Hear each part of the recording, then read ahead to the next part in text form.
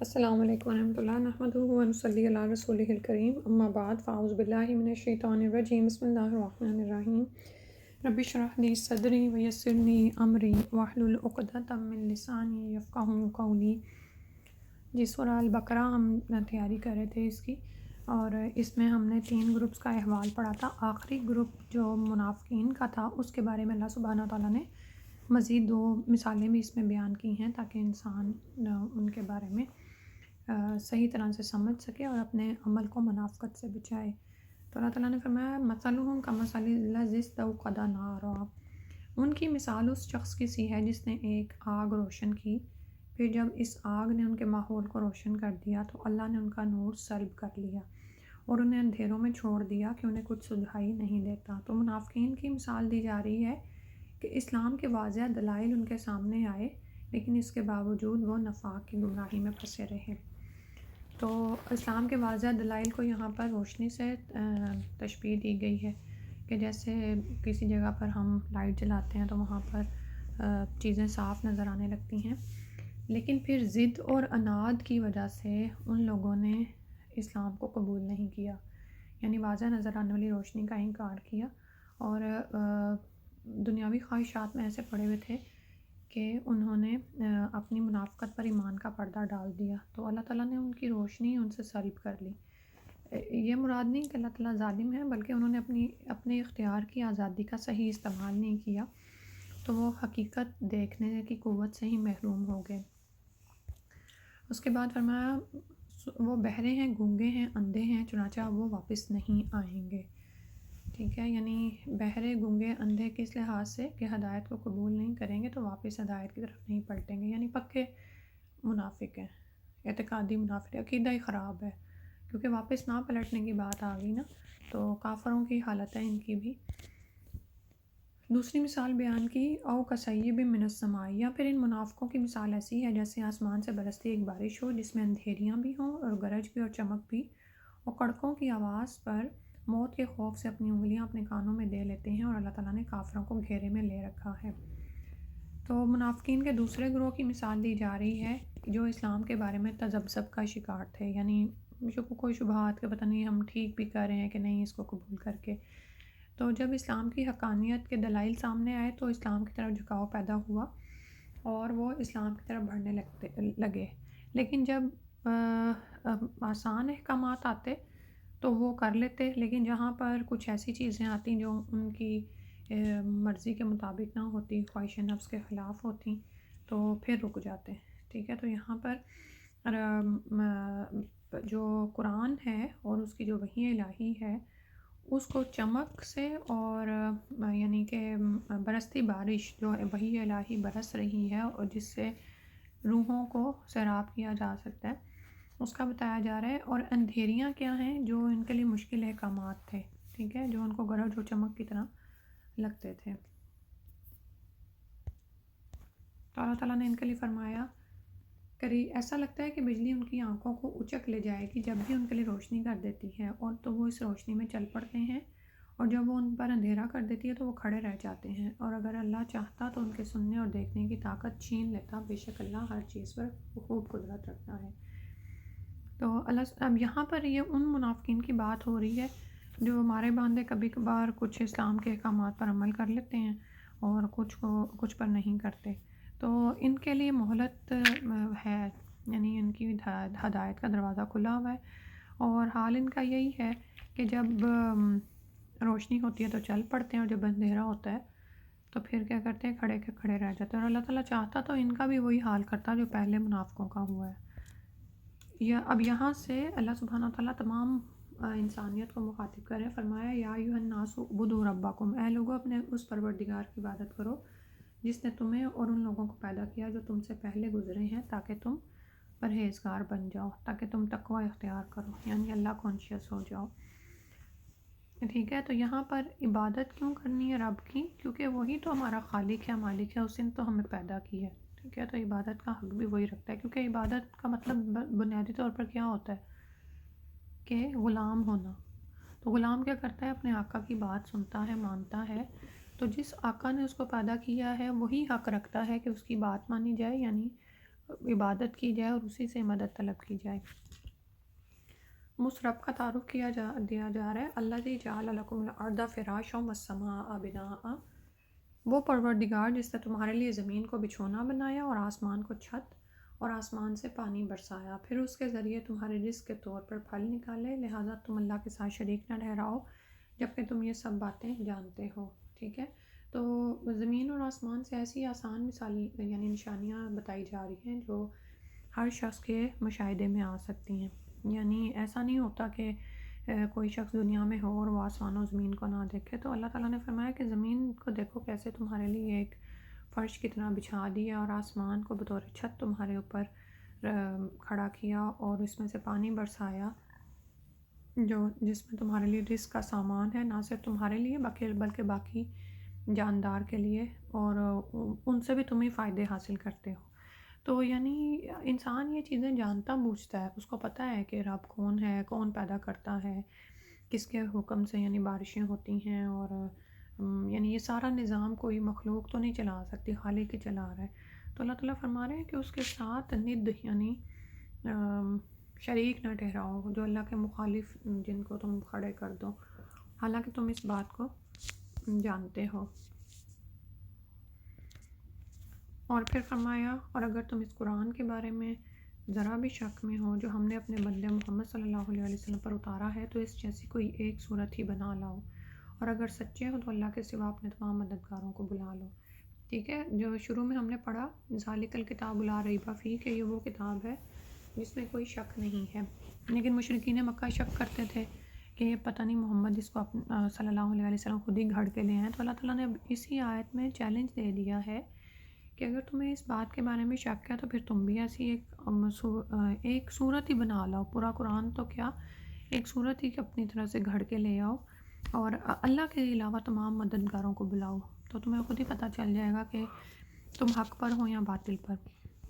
تو فرمایا، ساتھ ہی کہہ دیا کہ یہ کام تم کر نہیں سکو گے، پھر بھی اگر تم یہ کام نہ کر سکو اور یقیناً کبھی نہیں کر سکو گے تو ڈرو اس آگ سے جس کا ایندھن انسان اور پتھر ہوں گے، وہ کافروں کے لیے تیار کی گئی ہے۔ استغفر اللہ، یعنی کہ فیول جو اس کا ہے وہ انسان اور پتھر ہوں گے۔ دنیا میں بے شمار ایسے پتھر ہیں نا جو جلائے جاتے ہیں، جیسے ان میں سے گندھک کا جو پتھر ہے اس کی تو حدت ہی بہت زیادہ ہوتی ہے، اس کا ایندھن، اور وہ یعنی کہ چیز کے ساتھ چپک جاتا ہے۔ اور اسی طرح انسان کے جسم میں جیسے بہت سے ایسے مادے پائے جاتے ہیں جو جلتے ہیں، جلنے میں مددگار ہوتے ہیں، ٹھیک ہے، جیسے میگنیشیم ہے، فاسفورس ہے، اور اس طرح۔ پھر فرمایا، اب اس کے بدلے میں وہ لوگ جو ایمان لائے ہیں، انہوں نے نیک عمل کیے ہیں، ان کو خوشخبری دے دو کہ ان کے لیے ایسے باغات ہیں جن کے نیچے نہریں بہتی ہوں گی، جب کبھی ان کو ان باغات میں سے کوئی پھل رزق کے طور پر دیا جائے گا تو وہ کہیں گے یہ تو وہی ہے جو ہمیں پہلے بھی دیا گیا تھا، یعنی جنت میں بتایا جا رہا ہے، اور انہیں وہ رزق ایسا ہی دیا جائے گا جو دیکھنے میں ملتا جلتا ہوگا۔ یعنی ویسے تو ہمیں پتہ ہے نا، ہم جنت کی نعمتوں کے بارے میں پڑھتے ہیں کہ وہ نہ کسی آنکھ نے دیکھی، نہ کسی کان نے سنا ان کے بارے میں، اور نہ ہی کسی دل میں بھی ان کا خیال گزرا ہے، ٹھیک ہے۔ تو جنت میں جو پھل دیے جائیں گے وہ ملتے جلتے ہوں گے، مگر لذت اور ذائقے میں ہر پھل نیا ہوگا، ٹھیک ہے۔ تو یعنی کہ آپ یہ دیکھیں نا کہ انسان کی فطرت، اس کی طبیعت کا بھی دھیان رکھا گیا نا، کہ یعنی وہ کھانے پینے کی چیزوں کو وہاں پہچان جائے گا، پھلوں کو پہچانے گا کہ ہاں یہ پھل ہی ہیں اور میں دنیا میں بھی اس کو کھاتا تھا، لیکن اس کی غذائیت، اس کی لذت، اس کا تو دنیا کے پھلوں کے ساتھ کوئی جوڑ نہیں ہے۔ پھر اس کے بعد، اور وہ اس میں ہمیشہ ہمیشہ رہیں گے، اس سے پہلے آ رہا ہے، اور ان کے لیے وہاں پاکیزہ بیویاں ہوں گی اور وہ ان باغات میں ہمیشہ ہمیشہ رہیں گے۔ دنیا میں انسان خود کو جتنا بھی صاف ستھرا کرے روحانی اعتبار سے یا جسمانی اعتبار سے، پھر بھی کوئی نہ کوئی آلائش رہ جاتی ہے، ٹھیک ہے، کیونکہ ہم بنے ہی اس طرح سے ہیں۔ لیکن دنیا میں یہ ہے، آخرت میں جو ازواج ملیں گے وہ ایسی تمام آلائشوں سے اور گندگیوں سے پاک ہوں گے، اور ہمیشگی کی زندگی وہاں پر عطا کی جائے گی، اور نعمتوں کے حوالے سے بھی ہمیشگی ہوگی وہاں پر۔ آگے اللہ سبحانہ تعالیٰ نے مثال بیان کی کہ بے شک اللہ تعالیٰ اس بات سے نہیں شرماتا کہ وہ کسی بات کو واضح کرنے کے لیے کوئی بھی مثال دے، چاہے وہ مچھر جیسی معمولی چیز کی ہو یا کسی ایسی چیز کی جو مچھر سے بھی زیادہ معمولی ہو، ٹھیک ہے، یعنی آپ یہ دیکھیں کہ خالق تو اللہ کے علاوہ کوئی ہے ہی نہیں، تو مچھر کو بھی کوئی معمولی کیسے سمجھ سکتا ہے؟ ٹھیک ہے، کیونکہ ہم تو مچھر بھی پیدا نہیں کر سکتے. اور ویسے بھی مثال دراصل کسی دلیل کو سمجھانے کے لیے دی جاتی ہے، اس میں یہ نہیں دیکھا جا رہا ہوتا کہ مثال بہت بڑی چیز کی ہے یا چھوٹی چیز کی ہے. تو اللہ تعالیٰ نے فرمایا اب جو لوگ مومن ہیں وہ خوب جانتے ہیں کہ مثال ایک حق بات ہے جو ان کے پروردگار کی طرف سے آئی ہے. البتہ جو لوگ کافر ہیں وہ یہی کہتے ہیں کہ بھلا اس حقیر مثال سے اللہ کا کیا مطلب ہے. یعنی جس نے ماننا نہیں ہوتا نا، وہ بجائے مثال سے سمجھنے کے وہ مثال کو ہی باتیں کرنا شروع ہو جاتا ہے. ٹھیک ہے، یعنی یہ بالکل ایسے ہی ہے کہ جیسے کوئی میتھ کا کوئی آپ کو سوال حل کرایا جا رہا ہے اور اس میں کوئی فارمولہ لگایا جا رہا ہے اور آپ کہیں کہ میں اس فارمولے کو نہیں مانتا کیونکہ وہ آپ کے لیے نیا ہے، آپ کو تو یعنی کہ ضد کی بات ہے کہ جنہوں نے نہیں ماننا وہ کہیں گے کہ یہ اس مثال سے اللہ تعالیٰ کا کیا مطلب ہے. اللہ تعالیٰ اس مثال سے بہت سے لوگوں کو گمراہی میں مبتلا کرتا ہے اور بہت سو کو ہدایت دیتا ہے، لیکن یاد رکھیے کہ گمراہ انہی کو کرتا ہے جو نافرمان ہیں. جو ماننے والے نہیں ہیں وہ ہدایت کی کوئی بھی بات آ جائے اس پہ وہ ہدایت حاصل نہیں کرتے. وہ جو اور اب ان کی باتیں بتائی گئی ہیں، یعنی آیت کے آخری الفاظ ہیں الفاسقین. اب یہ فسق کیا ہوتا ہے؟ یعنی حدوں کو توڑ دینا، گناہ کرنا. ٹھیک ہے، یعنی دنیا میں ہم آزاد نہیں ہیں، اللہ تعالیٰ نے ہم پر کچھ شرعی حدود عائد کی ہیں، نافذ کی ہوئی ہیں، اور ہمیں ان لمٹس میں رہنا ہوتا ہے. تو فسق کیا ہوتا ہے؟ دراصل ان حدوں سے نکل جانا، گناہ کرنا، نافرمانی کے کام کرنا. اور ان کی باتیں کیا ہیں آگے کہ وہ جو اللہ سے کیے ہوئے عہد کو پختہ کرنے کے بعد توڑ دیتے ہیں. جیسے اللہ سبحانہ و تعالیٰ نے تمام ارواح کو پیدا کر کے ان سے عہد الست لیا تھا کہ الستو بربکم، کیا میں نہیں ہوں تمہارا رب؟ قالوا بلا، تو ساری روحوں نے کہا تھا آپ ہی ہمارے رب ہیں. اور اس کے علاوہ جو بھی اللہ سبحانہ و تعالیٰ نے عہد لیے کہ ظاہر ان ارواح سے یہ عہد بھی لیا گیا تھا کہ وہ اللہ کی ہر صورت میں اطاعت کریں گے. ٹھیک ہے، اور اسی طرح وہ انبیاء جو اللہ کے اس عہد کو یاد کرانے کے لیے آتے رہیں گے ان کی بھی تصدیق کریں گے. تو کوئی بھی ایسا عہد جو اللہ کی طرف سے عائد ہوتا ہے یہ منافقین اس کو توڑ ڈالتے ہیں. وَيَقْطَعُونَ مَا أَمَرَ اللَّهُ بِهِ، اور وہ کاٹ دیتے ہیں جس کا اللہ نے حکم دیا ہے کہ اس کو ان یوصل، کہ وہ جوڑا جائے، یعنی رحم کو کاٹتے ہیں. وَيُفْسِدُونَ فِي الْأَرْضِ، اور وہ زمین میں فساد کرتے ہیں. ٹھیک ہے، یعنی دوسری ان کی خامی کیا ہے جو ان کا فسق ہے، نافرمانی ہے کہ رشتہ داروں کے حقوق پامال کر دیتے ہیں، یعنی صلہ رحمی نہیں کرتے. پھر زمین میں فساد مچاتے ہیں. ٹھیک ہے، فساد کسی بھی طرح کا ہو سکتا ہے. بعض اوقات جو ہے وہ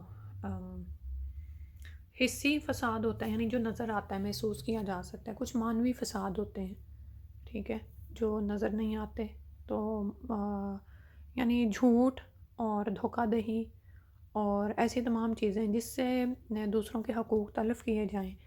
اور یہ بھی سب کیا ہیں؟ اب جھوٹ بھی آپ یہ دیکھیں کہ جب جھوٹ کھل جائے تو وہ کیا کرتا ہے؟ فساد پیدا کر دیتا ہے نا، لوگوں کے درمیان لڑائیاں پیدا ہو جاتی ہیں. ٹھیک ہے، تو یعنی جس طرح بھی ہے کہ یہ زمین میں فساد پھیلاتے ہیں. تو اللہ معاف کرے، ان کے لیے پھر فرمایا اولئک هم الخاسرون، یہ خسارہ پانے والے ہیں اور ایسے خسارے میں جا پڑے ہیں کہ جس سے واپسی ممکن نہیں ہے. اللہ تعالیٰ اس خسارے سے بچائے، یہ ان کو تنبیہ کی جا رہی ہے. خسارہ ہوتا ہے نقصان. دنیا میں ہمارا کوئی نقصان ہو جائے، کوئی برتن ٹوٹ جائے، کوئی چیز ہماری مس ہو جائے تو ہم اس کو پورا کر لیتے ہیں نا کسی طرح، لیکن آخرت میں تو وہ پورا نہیں ہوگا نا، کیونکہ آخرت میں دنیا میں دوبارہ نہیں بھیجے جائیں گے کہ کوئی عمل کما کے آئیں یا کوئی ایمان لائیں. اللہ سبحانہ وتعالیٰ اس سے محفوظ فرمائے. تو اللہ تعالیٰ نے اگلی آیت فرمایا کیف تکفرون باللہ وکنتم امواتا.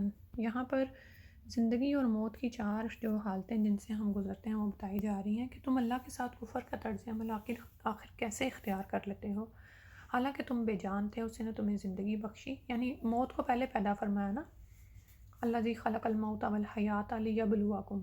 ٹھیک ہے، ہم سمجھتے ہیں ہم زندگی میں پہلے آئے ہیں، ہم پہلے تھے روحوں کی شکل میں. یا موت کیا ہے؟ دراصل روح اور جسم کے الگ ہو جانے کا نام.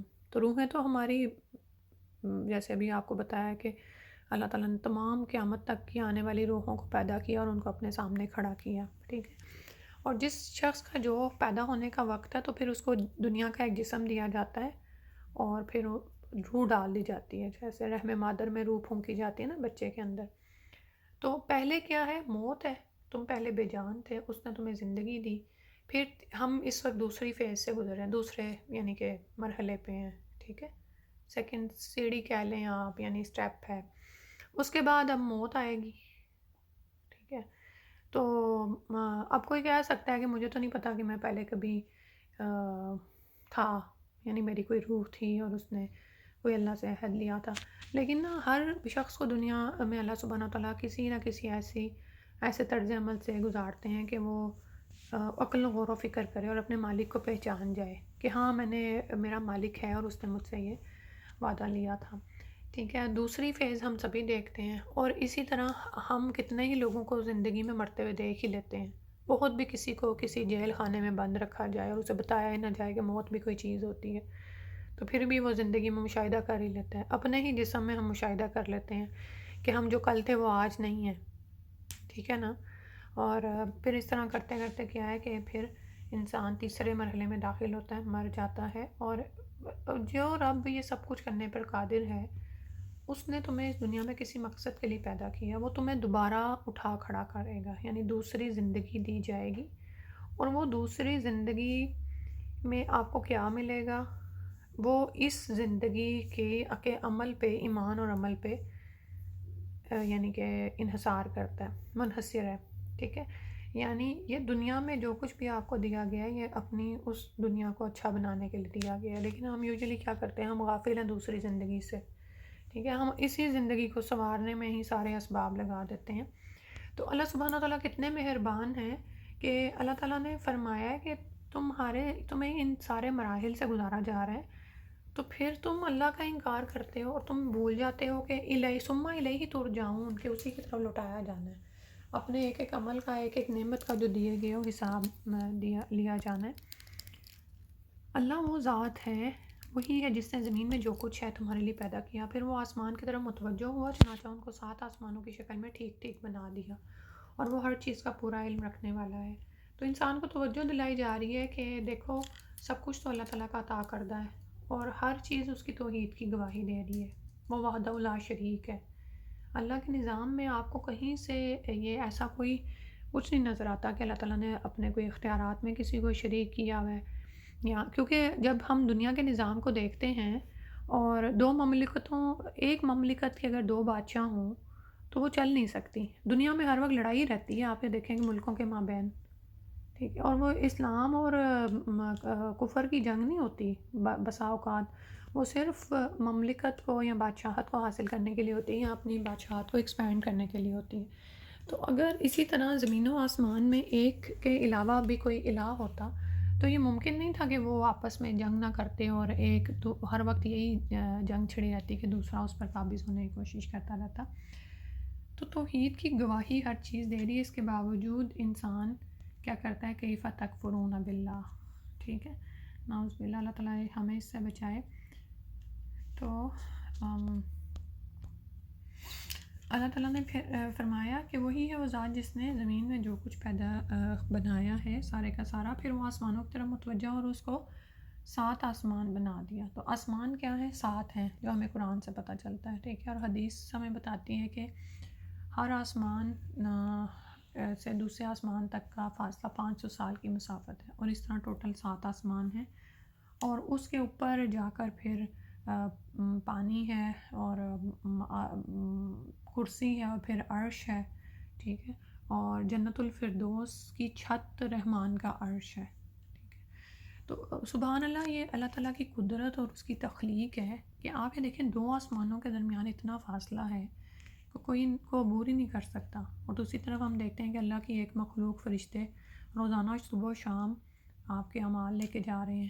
تو ذرا انسان اگر اللہ کی قدرت پر نظر کرے تو کیسے اس کو پھر اللہ سے کوئی شکوہ ہو، اور وہ کیسے نہ اس کی دعاؤں میں خلوص آ جائے نا. وَهُوَ بِكُلِّ شَيْءٍ عَلِيمٌ. تو فرمایا کہ وہ ہر چیز کا خوب ٹھیک ٹھیک علم رکھنے والا ہے، ٹھیک ہے. تو اسی نے اس زمین و آسمان کو پیدا کیا اور اسی نے تمہیں بتایا ہے کہ تم نے کس طرح سے دنیا میں زندگی گزار کے جانی ہے.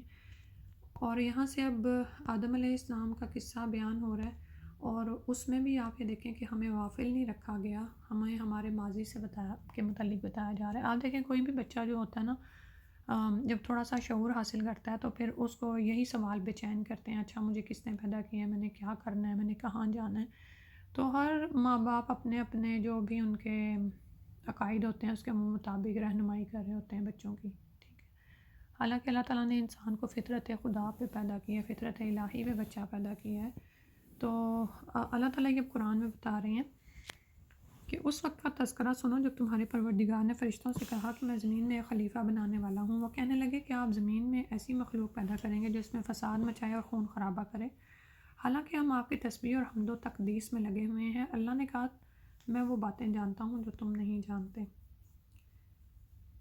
ٹھیک ہے، تو اب یہاں سے آدم علیہ السلام کی تخلیق کا قصہ اللہ سبحانہ و تعالیٰ نے بیان کیا. اور چونکہ فرشتوں کو انسانوں کے یعنی یہ امور میں مدبرات بنایا جانا تھا، یعنی انہوں نے امور کچھ سر انجام دینے تھے، تو اللہ تعالیٰ نے ان کو اپنے اس پلان میں کے بارے میں بتایا کہ اس طرح اب زمین میں ایک مخلوق پیدا کی جا رہی ہے. تو مفسرین نے یہ بھی بیان کیا کہ انسان سے پہلے زمین پر جنات پیدا کیے گئے تھے اور وہ آپس میں بہت لڑے، فساد کیا، ایک دوسرے کو ختم کر ڈالا. تو ہو سکتا ہے فرشتوں نے سوچا کہ انسانوں کا بھی یہی انجام ہو. اللہ تعالیٰ نے اور پھر اب انہوں نے پوچھا کہ یعنی کیوں تو اس کو وہ کرتا ہے نا، تو اب اللہ سبحانہ و تعالیٰ نے آدم علیہ السلام کو علم کی بنیاد پر فضیلت دے دی فرشتوں پر. اللہ نے کیا کیا کہ اللہ نے آدم علیہ السلام کو سارے نام سکھا دیے، پھر ان کو فرشتوں کے سامنے پیش کیا اور ان سے کہا کہ اگر تم سچے ہو تو مجھے ان چیزوں کے نام بتاؤ. یعنی ان کی علمی قابلیت چیک ہو رہی تھی. وہ کہنے لگے آپ ہی کی ذات پاک ہے، جو کچھ علم آپ نے ہمیں دیا ہے اس کے سوا ہم کچھ نہیں جانتے. حقیقت میں علم و حکمت کے مالک تو صرف آپ ہیں، یعنی ہمیں تو وہی علم ہے جو آپ نے دیا ہے. آپ حکمت کا مطلب ہوتا ہے کہ یعنی جو وزڈم ہے، جو دانائی، جو عقل ہے، جس کو ہم انسانی الفاظ میں سمجھ سکتے ہیں. اور اللہ تعالیٰ کی حکمت تو یعنی یہ کہ کسی فیصلے کو صحیح وقت پر سر انجام دینا. ٹھیک ہے، تو اللہ سبحانہ و تعالیٰ یہ چیزوں کی حکمت کو جانتے ہیں کہ کون سی چیز کیسے کس وقت پیدا کی جانے والی ہے، اور آپ ہی بہت علم رکھنے والے ہیں. تو انہوں نے بات کو اللہ سبحانہ و تعالیٰ کی طرف لوٹایا. صرف یہ قصہ ختم کر لیں انشاءاللہ.